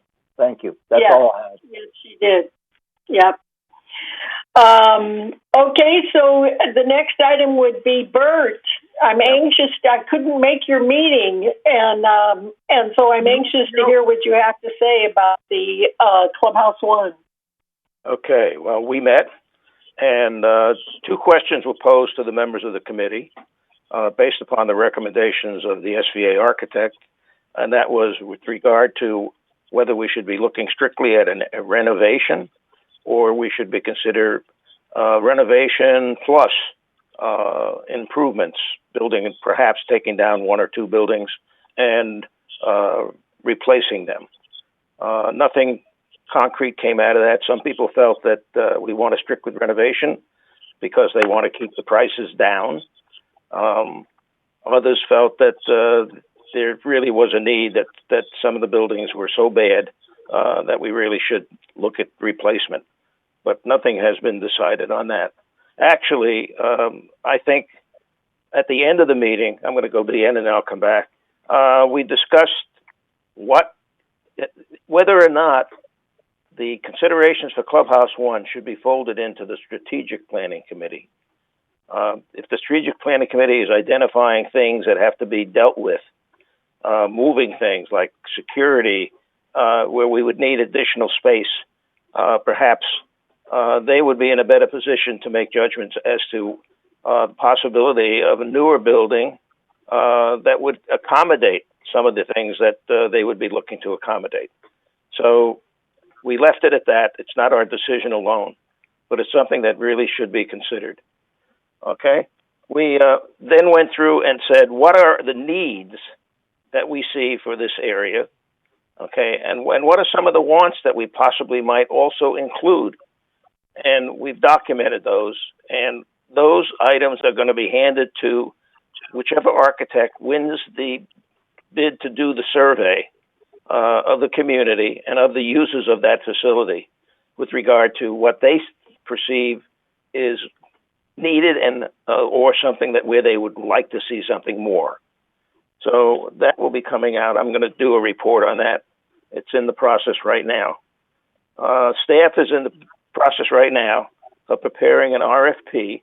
They're writing a statement of work to go out to identify the architect. They have a list of architects. I've indicated that I'd like to make sure that these architects are local. We don't want to go beyond the local bounds. And they will be preparing that. They will give us the statement of work when it's complete. And it is estimated that by the time they finish and go out with the RFP, it'll be sometime next February. So there probably won't be a meeting of the committee. There'll be little need of the committee to meet until the statement of work is complete and we can get a chance to review it. Let's see. And I think that covers it. That's about all I have to say currently. So we really do not have a definite next meeting date. Okay, it'll be announced when we are ready. Thank you. Okay, thank you. Joan, you're next. The media and communications. Right. Sorry, there's no written report, but because our secretary has been busy with a year-end report and the computers were down, you're just going to have to bear with my report. So, media and communications. Okay. Met last October 19th, and our report includes everything from projects for the website, analytics, docent tours, new resident orientations, code red, and enrollment, and so on. So the first thing we talked about was the website and reminding everybody that it's ever evolving. The website's updated daily by input from all departments, residents, and clubs. And media and communications maintains that always. And secondly, media and communication staff continues to proactively engage and inform residents with very vital information through eye contact and direct mail and flyers, and newsletters, and other tools. The workflow for media and communication is very, very heavy, and they have a system now called Trello, which tracks all work performed by the staff. In September, for example, Trello tracked 52 projects. And in addition, media and communications entered 1,071 emails into iContact and posted 104 items on the website and microsite. All right. The publications which Media and Communications is behind you're familiar with, especially the new Village Breeze. And the Breeze is out. There's difficulties, as you know, with delivery because they deliver like 3,500 at a time. It's all done by zone, and if there's a problem getting these, the problem is the post office and not us. However, copies of the Breeze are supposed to be at the clubhouses, but again, with the COVID and the clubhouses being closed, it's difficult. You can always get a copy at the center, and just call. I'm sorry, it is a problem, and we're working on it. What's up in the village has 4 editions that come out every Friday on email. And if you haven't registered to get that email, it would be to your advantage. A lot that goes on in the village is on that email. They continue to publish a garden center newsletter. And finally, the recreation updates come out in 3 email blasts. The 5th thing I want to mention is that media and communication staff also maintains an email list for recipients to allow more targeted communications. For example, include pool users, golf cart owners, garden center plot holders, and real estate professionals. These are all separate little email lists that can get information right away. The Docent Tour program is offered and is right at the moment still closed. In September, these tours remained canceled due to the COVID-19 pandemic. News resident orientations are beginning again, and they occur once a month. Each mutual is presented by one staff member and one board member, and they should be beginning again very shortly. I think Siobhan mentioned that. And let's see. Oh yes, one other thing. Media and Communications is working with a group regarding media. We're working with a group called the Broadband Group, not to be confused with broadband, but it's a group of consultants which works on strategic plans for technology. You know, the reason to have them at all is that, you know, existing telecom providers sometimes develop programs that meet their financial needs and not the community's. And secondly, deferring technology planning to telecom providers doesn't always allow us to get just what we want. Sometimes they leave money on the table. Anyway, the Broadband Group will be giving a report to us next meeting, and I invite all of you to come to hear their summary. They will give the complete report to the board, but to hear what's in their report, they're only making recommendations. They are simply reporting on what we have and how we can use our technology more effectively. But I do invite you to come to our next meeting, which is in, I'm sorry, where is it? Yeah, okay, November, I'm sorry. Forgive me, our next meeting, I had it, help. Oh. Sorry to be so stupid. Well, it's December. That's what I'm saying. Okay. Okay.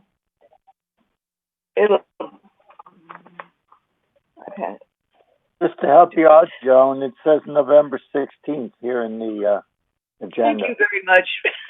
I knew it was there someplace. Thank you. The next meeting is November 16th at 1:30 in the afternoon. And that's the end of my report, finally. Sorry. Thank you. Thank you very much. Okay, the next item is the report of the Mobility and Vehicles Committee. Director Tibbetts. Yeah, thank you, Bonnet. If you remember, last year and years before, we used to get so many concerns and complaints from residents that late last year we redid the whole schedule. We hired an outside group, and they came in and studied it. We took a lot of input from the riders, and the complaints went down dramatically.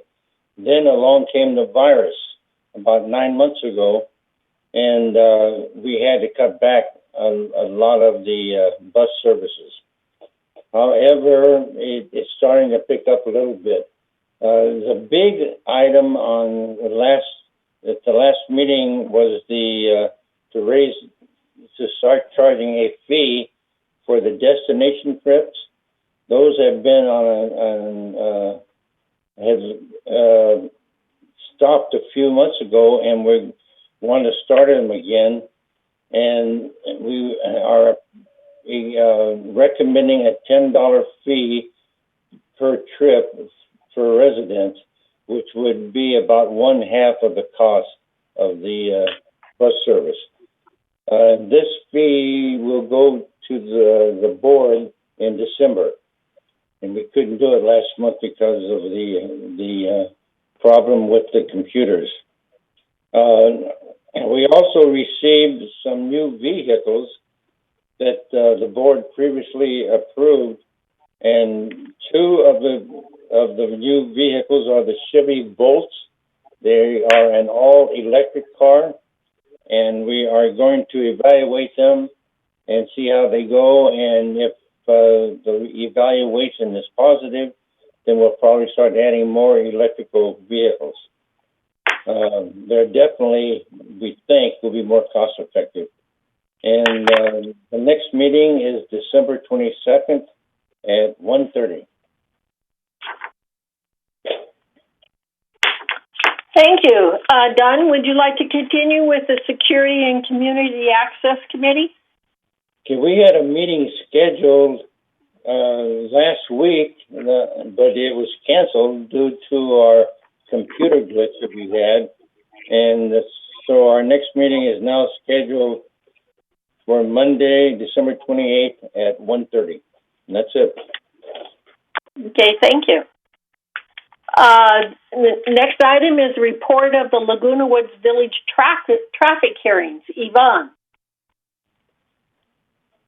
Well, again, the meeting was canceled due to a computer problem, and it was rescheduled for November 18th at 9 a.m. Thank you. Judith, do we have anything on the Disaster Preparedness Task Force?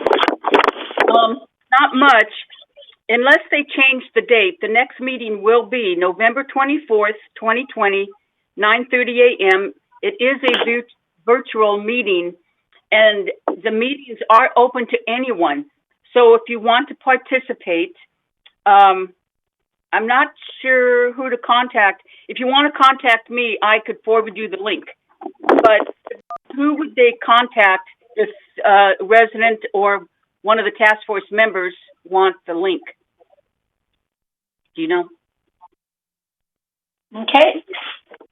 Can you hear me? Okay. And that completes your report? No, I just want to say a couple other things. 95% of the task force is made up of 600 resident volunteers. And because of the COVID and our inability to have training and recruitment, that's down to 200 or 300 participants.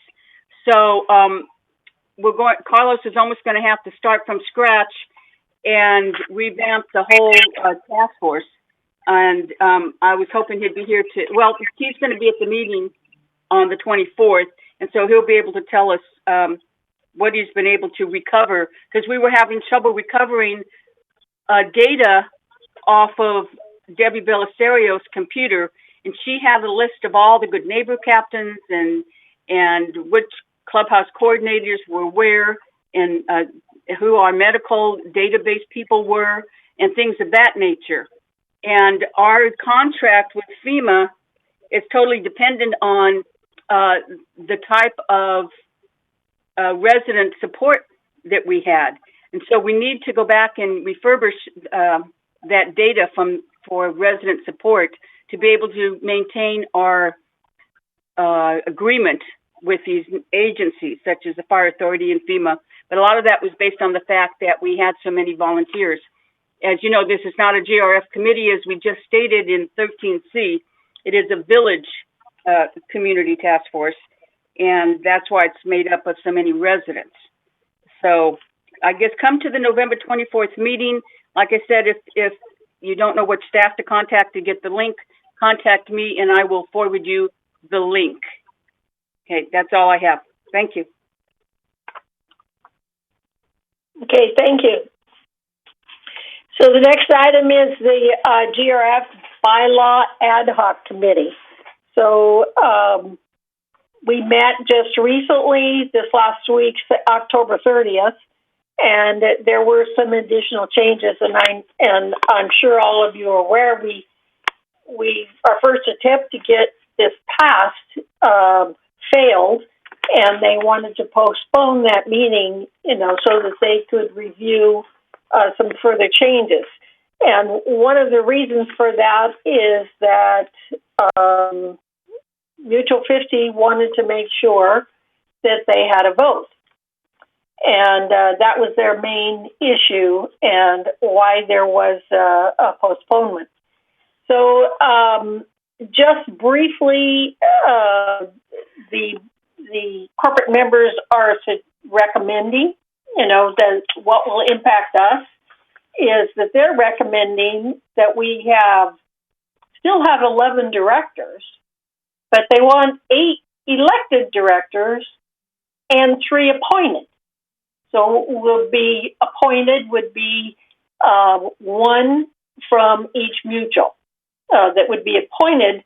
And of course, those appointed directors would not be, could not be removed by the corporate directors. They would have to be removed by their respective mutual. And one of the other items was committees.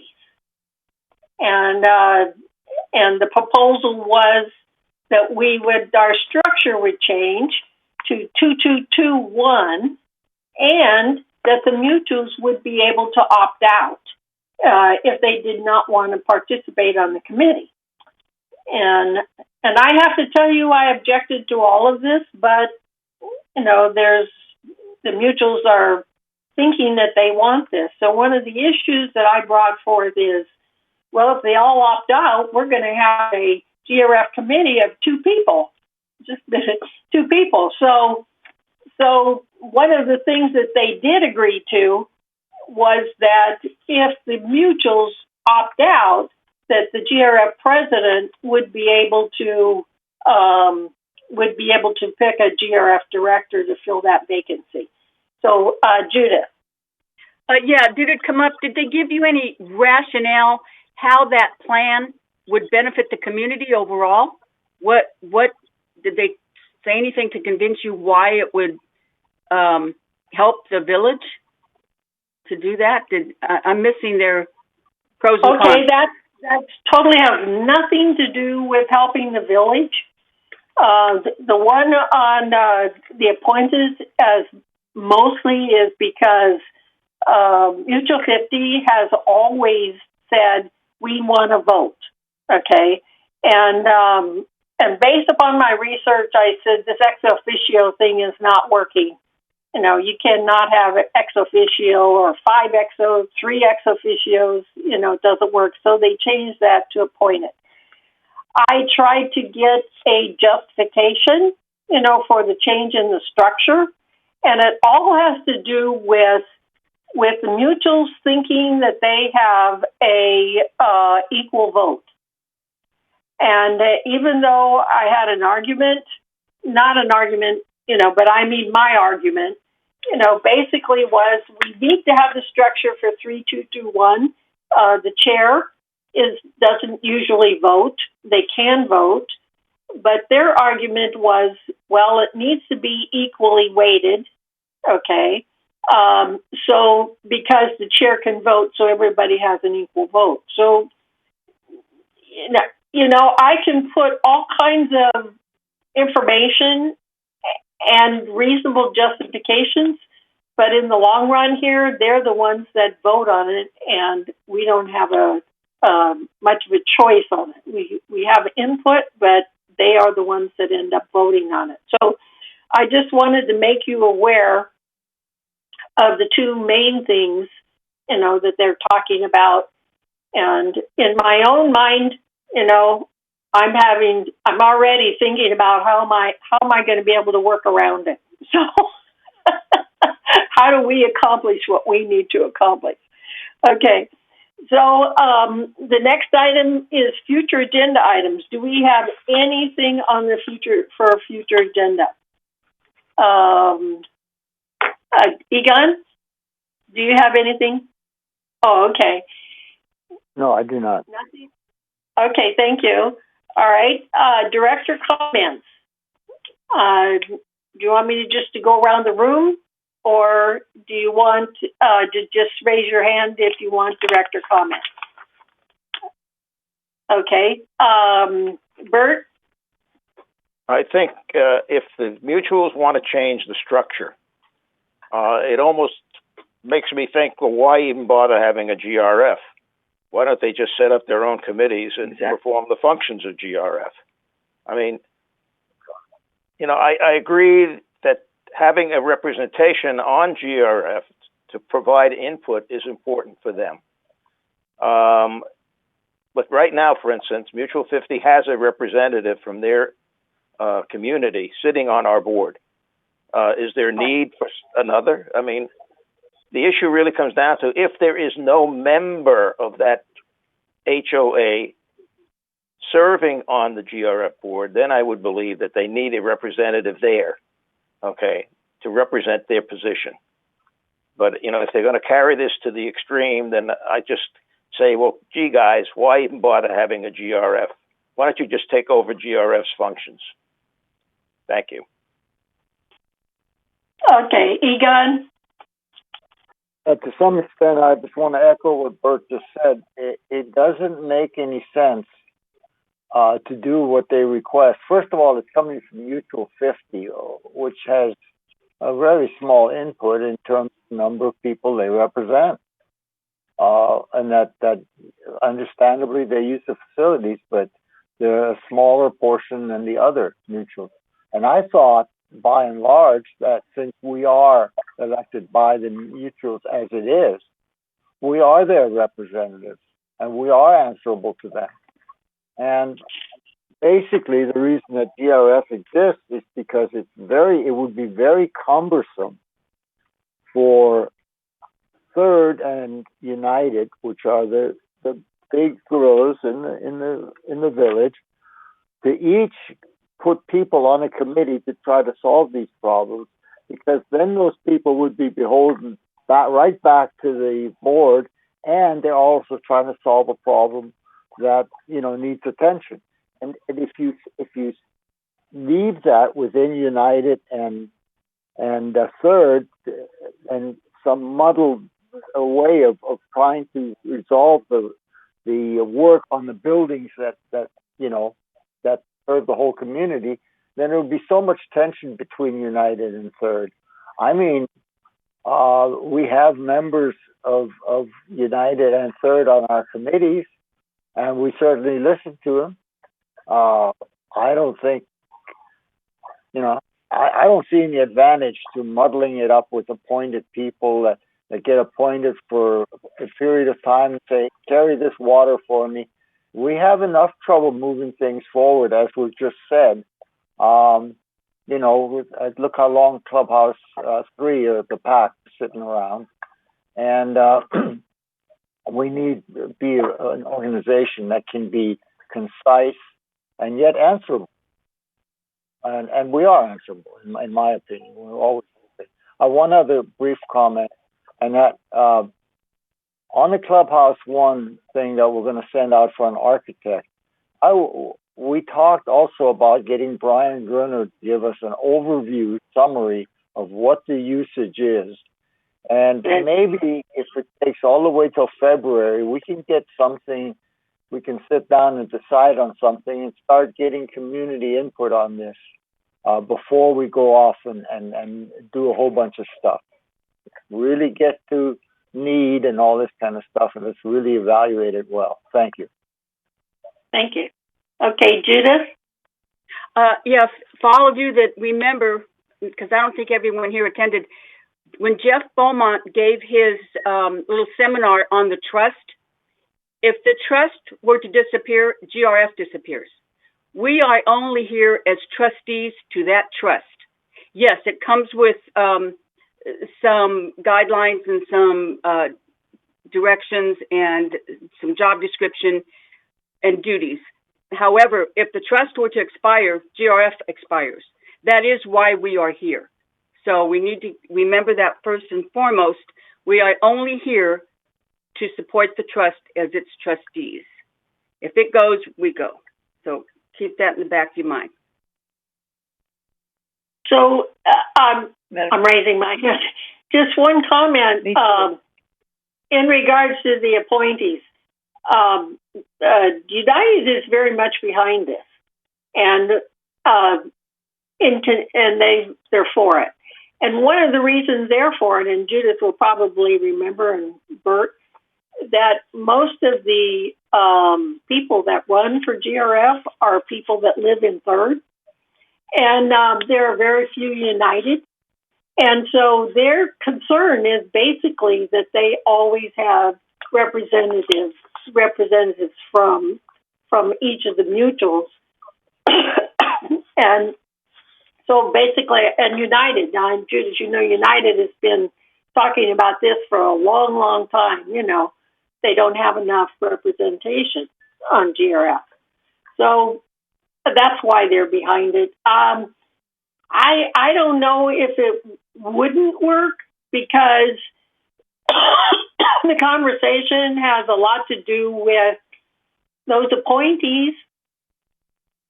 The only difference between an appointee would be that person would not be elected or removed by the corporate members. Everything else, you know, they have to be part of the committees. They're subject to, you know, everything else that a GRF director is subject to. So keep on that in mind. If they go for it, we could make it work, you know, if it's voted on. Okay, Yvonne, I saw you with your hand up. And so, where does our attorney stand on this? Or have you asked her? On that particular one, I didn't ask her. I'm getting together, you know, their latest updates, and I need to send that, you know, to the attorney.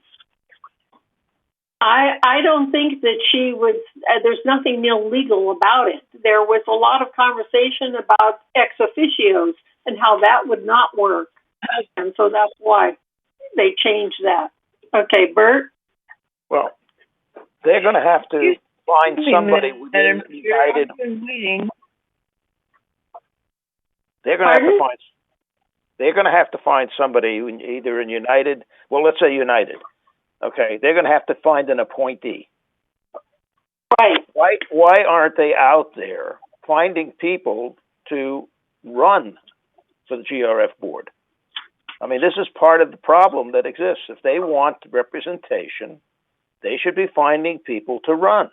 These are the same people, apparently, that, you know, that they would want to appoint. That's it.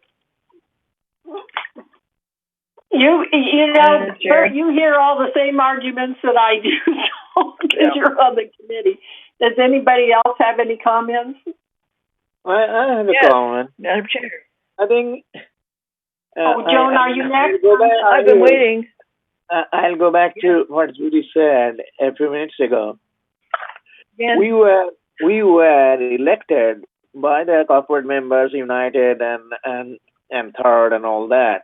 We are actually representing them in a sense that we are talking about doing something for the whole community that includes Third and United.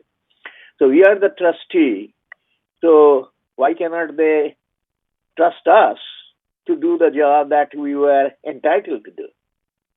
So I don't know whether they can appoint somebody as an advisor or observer, but they should not be voting on that. They should be relying on us to do the needful things.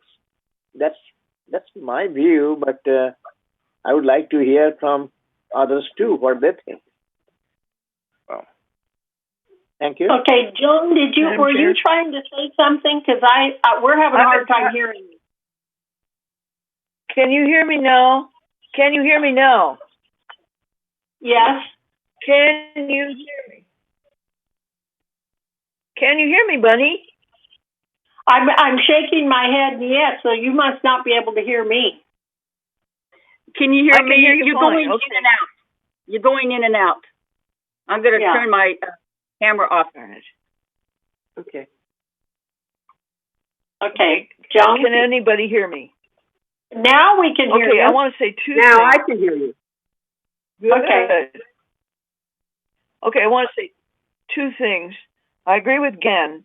We are elected by the boards, and we have a position that we represent the whole community. We don't represent Third or United or 50 as individuals. We are elected to represent the entire community. That's what GRF is about. Secondly, why are the boards, the mutuals, writing our bylaws?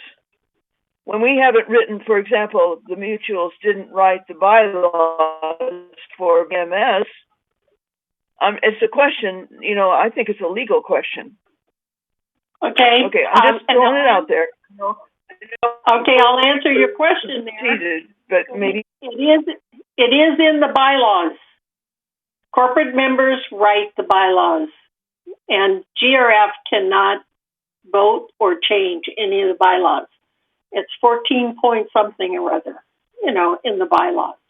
And as VMS, if you recall, VMS has the same structure that GRF has to the corporate members. VMS has the same structure to the owners. So VMS cannot change their bylaws. It's only the owners that can change them. So, okay, Egon? The owners wrote their bylaws. There are two things that make a lot of sense here.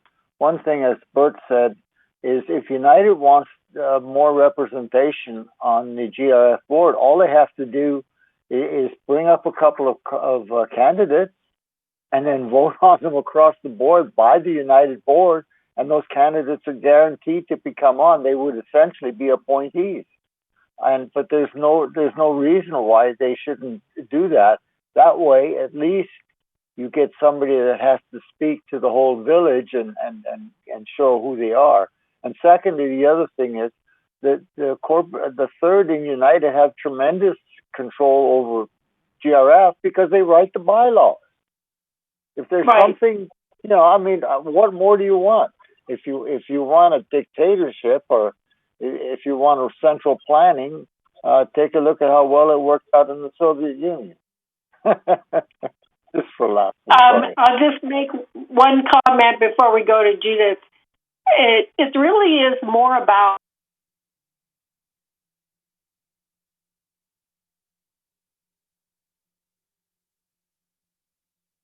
Cannot hear you. We can't hear you, Bunny. Or is it? Okay. All of this has come about because Mutual 50 wants a vote. They want to have a member on the board. And it is very, very difficult. Sue is probably one of the first representatives from Mutual 50 that I can remember, in a long time to be on our board. So that, I mean, if go back in history, and this has been a concern, even when we were doing the change in the trust, we did the amendment in the trust. They also were pushing that they got a vote, and what they ended up getting was to have a member as an ex officio, so that they would always know what's going on, be a part of it, But by being an ex officio, they couldn't vote. So there's still that issue, and I think I know that United is going along with this because they would like to make sure they have a representative, but this whole thing was brought up by Mutual 50's attorney, and they were just trying to make it, so that it was balanced, across the board. So, Egon? Same thing as I said about the others is it's very simple. All Mutual 50 has to do is bring forward an articulate candidate like Sue, and the person gets elected by the other boards, and they're on the board to represent. If they can't come up with a representative, then so be it. I mean, that's not our doing. They have a small pool to draw from, and I can see where that might be a problem. But all they need is somebody good every 3 years or so, and they can easily be represented. Thank you. Okay. Any more comments? When we have the next meeting with the corporate members, we can talk about it, but like I said, they're the ones that vote. Okay, so if we have no more comments, it is 11:37. So shall we recess as 12 o'clock, or should we have it a little after 12 to give us so let's make it 12:15. That way people have plenty of time for lunch. So we'll recess till 12:15 and come back for the closed meeting, and we've got a lot going on in the closed meeting. And I just wanted to remind Grant, make sure that you let Lori know when we will be open, when we will start the closed meeting. Grant? Yes, we will let her know. Okay. All right. Thank you. Are we on the same link for that meeting as this, or are we just going to leave it open? What's the situation? Yes, it'll be the same. Grant? Okay. All right. Thank you. Thank you, everybody, and I'll see you at 12:15.